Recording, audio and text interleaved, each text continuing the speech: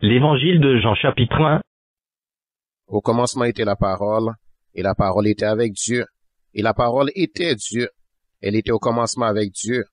Toutes choses ont été faites par elle, et rien de ce qui a été fait n'a été fait sans elle. En elle était la vie, et la vie était la lumière des hommes.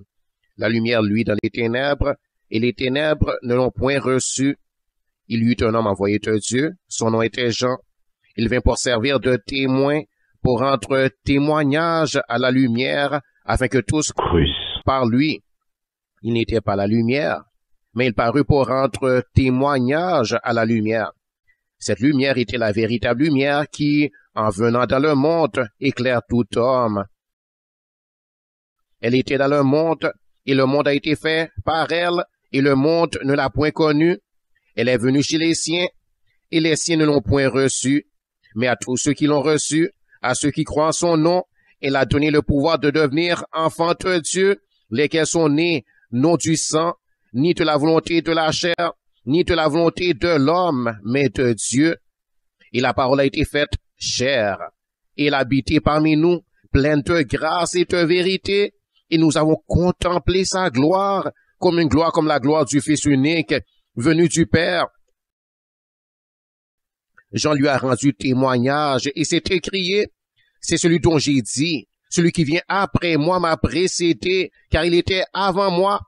Et nous avons tous reçu de sa plénitude et grâce pour grâce, car la loi a été donnée par Moïse, la grâce et la vérité sont venues par Jésus-Christ.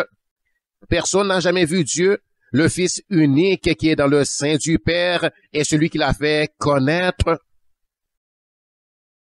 Voici le témoignage de Jean lorsque les Juifs envoyèrent de Jérusalem des sacrificateurs et des Lévites pour lui demander, « Toi, qui es-tu? » Il déclara et ne le nia point.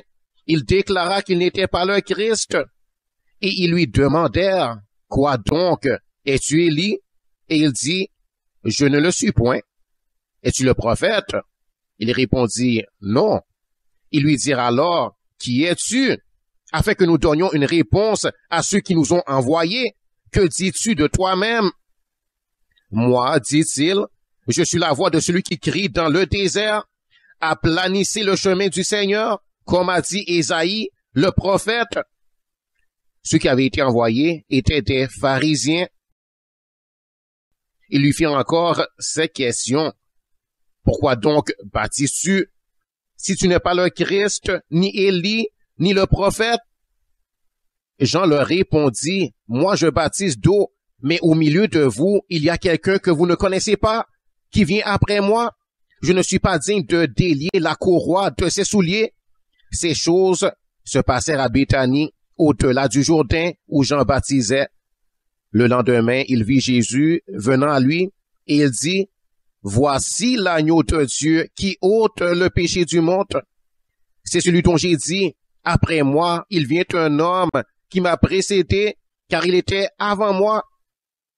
Je ne le connaissais pas, mais c'est afin qu'il fût manifesté à Israël que je suis venu baptiser d'eau.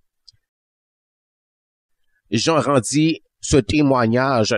J'ai vu l'Esprit descendre du ciel comme une colombe et s'arrêter sur lui. Je ne le connaissais pas, mais celui qui m'a envoyé baptiser d'eau, celui-là m'a dit, celui sur qui tu verras l'Esprit descendre et s'arrêter, c'est celui qui baptise du Saint-Esprit. Et j'ai vu, et j'ai rendu témoignage qu'il est le Fils de Dieu.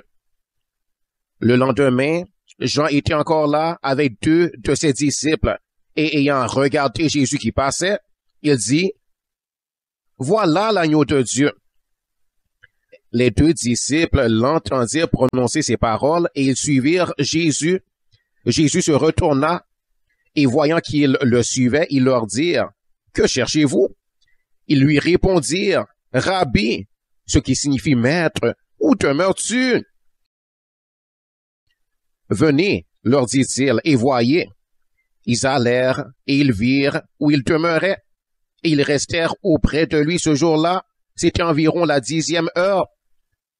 André, frère de Simon-Pierre, était l'un des 2 qui avait entendu les paroles de Jean et qui avait suivi Jésus. Ce fut lui qui rencontra le premier son frère Simon. et lui dit, « Nous avons trouvé le Messie », ce qui signifie Christ. Et il le conduisit vers Jésus. Jésus l'ayant regardé dit, « Tu es Simon, fils de Jonas, tu seras appelé Céphas, ce qui signifie Pierre. » Le lendemain, Jésus voulut se rendre en Galilée, et il rencontra Philippe. Il lui dit, « Suis-moi. » Philippe était de Bethsaïda, de la ville d'André et de Pierre.